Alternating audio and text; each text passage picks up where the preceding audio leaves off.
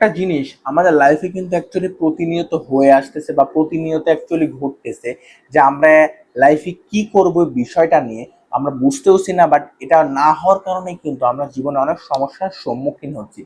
তো এই বিষয়টা অ্যাকচুয়ালি আলোচনা করব আজকের এই ভিডিওতে। হ্যালো ভিউয়ার, সবার কি অবস্থা, সবাই কেমন আছেন? সবাই ভালো আছেন।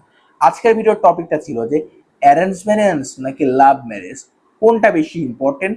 তো চলুন আজকের মূল ভিডিওটা দেরি না করে শুরু করা যাক।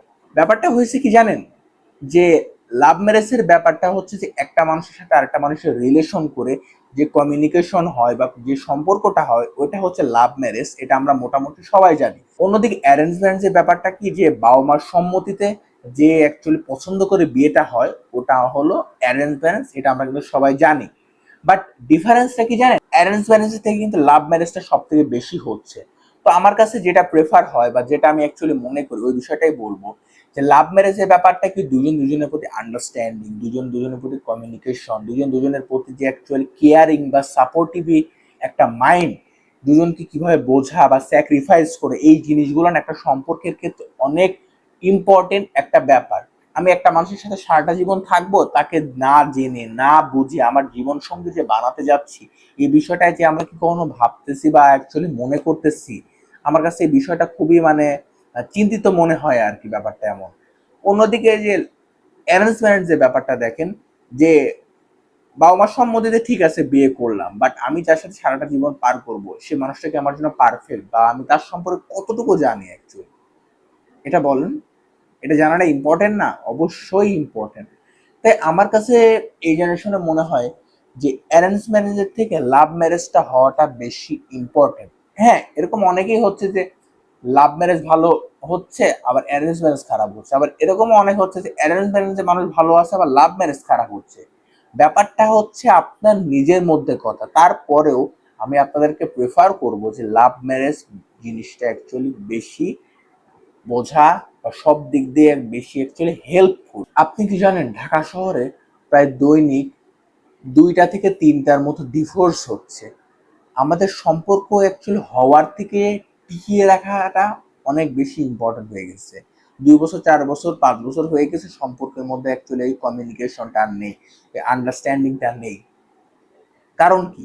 এটার কারণ হচ্ছে আমরা ওই যে একটা পরিপূর্ণ যে একটা ভালোবাসা ওই জিনিসটা থেকে অ্যাকচুয়ালি দূরে আসতেছি, বা অ্যাকচুয়ালি যে কি বলবো ডাবল টাইমিং বা অ্যাকচুয়ালি সব জায়গায় অ্যাকচুয়ালি নেগেটিভ ইফেক্ট দেখতে দেখতে আমার ব্রেনেও কিন্তু একটা নেগেটিভ নেগেটিভ একটা ইফেক্ট ক্রিয়েট হয়ে গেছে। দাম্পত্য জীবনের বা কনজুগাল লাইফের ব্যাপারটাকে দুজন দুজনের প্রতি যে একটা স্যাক্রিফাইস বা ছাড় দেওয়ার যে একটা মাইন্ড বা কম্প্রোমাইজের যে একটা মাইন্ড, এই জিনিসগুলা যদি না থাকে না, সেটা হোক অ্যারেঞ্জ ম্যারেজ বা লাভ ম্যারেজ, কোনোটাই অ্যাকচুয়ালি টিকবে না আমার কাছে মনে হয়। আপনার মধ্যে যদি এরকম মেনে নেওয়ার যে সিদ্ধান্তটা, হয়তো সে মানুষটা একটু রেগে যাচ্ছে, আপনি একটু ঠান্ডা হয়ে যাচ্ছেন, বা অ্যাকচুয়ালি যে স্যাক্রিফাইসের যে একটা মাইন্ড সেট আপ, এটাই হচ্ছে একটা কনজুগাল লাইফে মোস্ট ইম্পর্টেন্ট একটা জিনিস। বাট এখনকার আর একটা ব্যাপার, যে মেয়েদেরও যে দেখি যে তাদেরও অনেক দেমাগ বা তাদেরও একটা ভিতরে অ্যাকচুয়ালি একটা রাগ হাজবেন্ডের প্রতি, যে আমি ইনকাম করলে অ্যাকচুয়ালি নিজে ডিপেন্ডেন্ট হব, নিজে একটা টাইম নেই, এরকম যে একটা মাইন্ড সেট আপ, এরকম মাইন্ড সেট আপ থাকলে না আমার কাছে মনে হয় যে কোনো কিছুই হবে না একটা কনজুগাল লাইফে। এই বলে আমি মেয়েদেরকে দোষ দিচ্ছি না, বাট ব্যাপারটা বলতেছি দুজনের সমঝোতায় কিন্তু একটা সম্পর্ক টিকিয়ে থাকে। আমার এত আছে, আমি ওকে গোনার টাইম নেই, ওর অত আছে, আমাকে গোনার টাইম নেই। এইভাবে যদি মাইন্ড সেট আপ থাকে না, কোনোদিনও হ্যাপি হতে পারবেন না। অনেকে অল্প কিছুর মধ্যে হ্যাপি থাকে, অনেকে হাজার হাজার কোটি টাকার মধ্যেও হ্যাপি থাকে না। আপনি কি জানেন জেফ বেজোস $40 বিলিয়ন অ্যাকচুয়ালি ডিভোর্সে ইনভেস্ট করছে? তাহলে বুঝতে পারেন তাদের মতো হাজার হাজার কোটি টাকার মানুষ যদি এরকম কাজ করে, তাহলে আমার আপনার তো কোনো কথাই আসে না এখানে। তাই এই বিষয়টা হচ্ছে আপনার মনের মধ্যে ব্যাপার, টাকার ব্যাপার না। টাকা আপনার সাময়িক একটা ব্যাপার বা একটা মোটামুটি লেভেল লাগবে, ওই জিনিসটা হলেই অ্যাকচুয়ালি একটা ভালোবাসা আসে, তাই না? যদি ব্যাপারটা এমনই হতো টাকার জন্য সংসার ভাঙতো, তাহলে তো বিল গেটস এর মতো মানুষের কেন এই অবস্থা হতো, তাই না?